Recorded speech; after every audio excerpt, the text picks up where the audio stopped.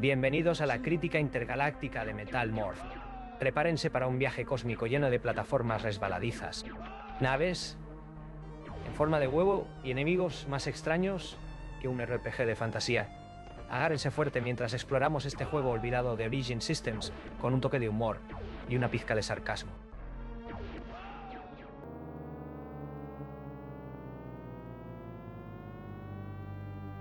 Que empiece la odisea de Metal Morph. Origin Systems es una compañía que hizo historia en el mundo de los videojuegos, no solo con su influyente franquicia última, sino también con su longeva serie de simuladores de combate espacial, Wing Commander, que recibió mucho reconocimiento y elogios. Otro juego de ellos que mantuvo el entorno espacial, pero en un género completamente diferente, fue Metal Morph, una especie de híbrido entre un juego de acción tipo corre y dispara, y un dispara todo para el SNES. A diferencia de Wing Commander, no recibió ningún reconocimiento ni sucesor, y prácticamente ha sido olvidado. No solo porque siempre estuvo fuera de lugar en el portafolio de Origin, sino también porque, siendo honestos, no es realmente bueno en absoluto. Metal Morph, en un esfuerzo por ser cinematográfico, nos recibe con un homenaje burla al famoso sistema de sonido, THX Deep Note, y luego pasa a la trama de ciencia ficción de serie B. En el año 2214, los científicos de la Tierra crearon el Hypergate, un portal a otra dimensión. Pero el único capaz de atravesarlo es nuestro héroe Metallion, que está hecho de metal viviente, al igual que su horrible, en forma de huevo, nave espacial.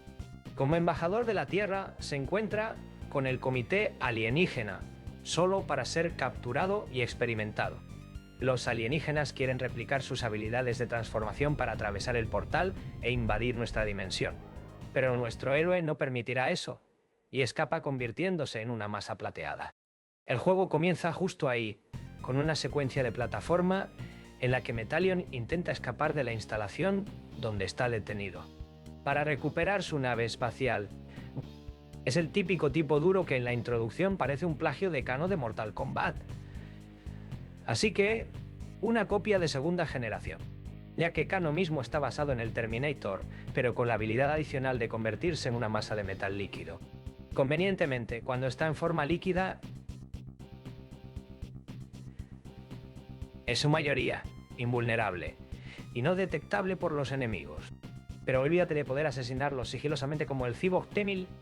En este estado, solo puede moverse muy lentamente y deslizarse por tuberías como algún tipo de producto para limpiar desagües.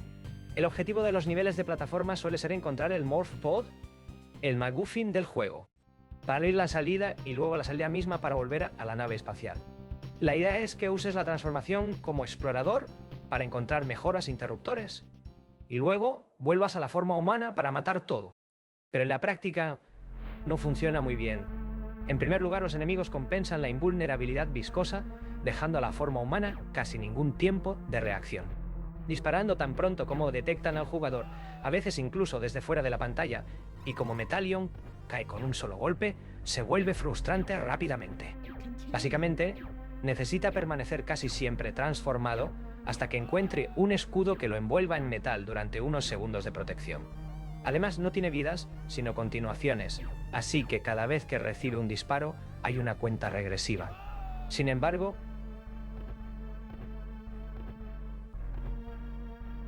si presionas el botón, continúas justo donde moriste, con un par de segundos de invencibilidad. ¿Cuál es el punto de esto? ¿Solo para hacernos perder unos segundos? Una vez en la nave en forma de huevo, el juego se convierte en un shooter en rieles. Pero las cosas no mejoran. Las secuencias de disparo, tanto en el vacío del espacio con el próximo planeta en la distancia. Como sobre dicho planeta, tienen dos esquemas de control diferentes, vuelo y arcade. Pero no importa mucho porque son primitivos y casi injugables de cualquier manera. La nave es difícil de controlar y los dos modos de disparo, débil pero rápido y potente, pero más lento, son inconsecuentes. Un solo golpe todavía te mata. Las formaciones enemigas disparan cientos de lo que parecen ser guisantes, y las etapas son demasiado largas sin variación. Para ser justos, el Mode 7 se usa para transmitir una buena sensación de velocidad cuando la nave está sobre la superficie de un planeta.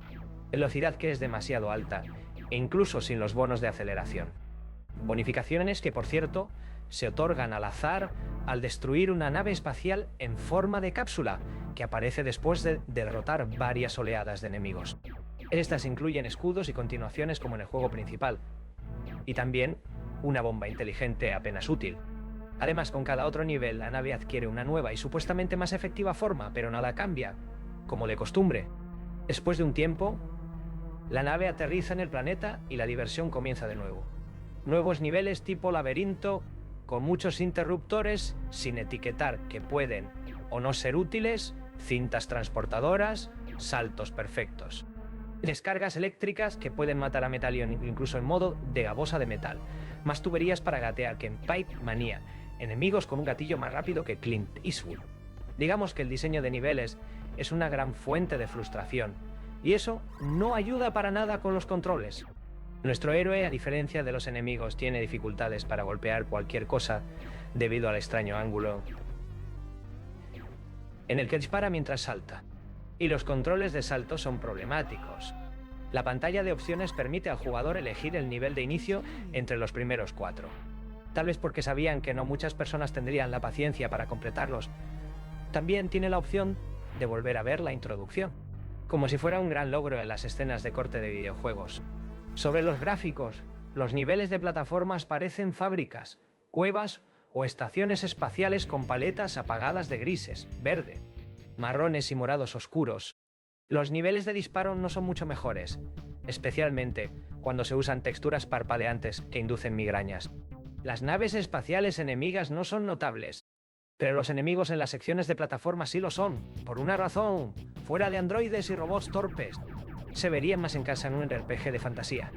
Hay, por ejemplo, hombres lagarto, insectos gigantes, mujeres serpiente, brutos corpulentos que parecen golems u ogros y monstruos verdes con dientes afilados, junto con otros elementos incongruentes como las estatuas de demonios en el primer nivel.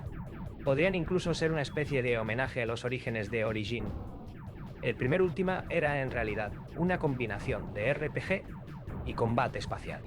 La música, a pesar de la participación del famoso Martin Galway, no es nada especial. Algunas melodías atmosféricas combinadas con una mayoría de pistas de rock, cansadas que suenan metálicas y dolorosamente anticuadas para la década de 1990. Los efectos de sonido son en su mayoría voces metálicas que indican qué objeto hemos recogido, un triste grito de muerte común a Metalion y casi todos los demás enemigos, y el desagradable sonido de chapoteo cuando se convierte en una masa de metal y se desliza por las plataformas. Al final, Metal Morph prácticamente no tiene características redentoras. Es feo, torpe, repetitivo, frustrante. Los segmentos de disparo son terribles. La capacidad de transformación no es tan interesante, a menos que te guste escurrirte por grietas y viajar por tuberías más que a Mario. El diseño de niveles y enemigos es aburrido.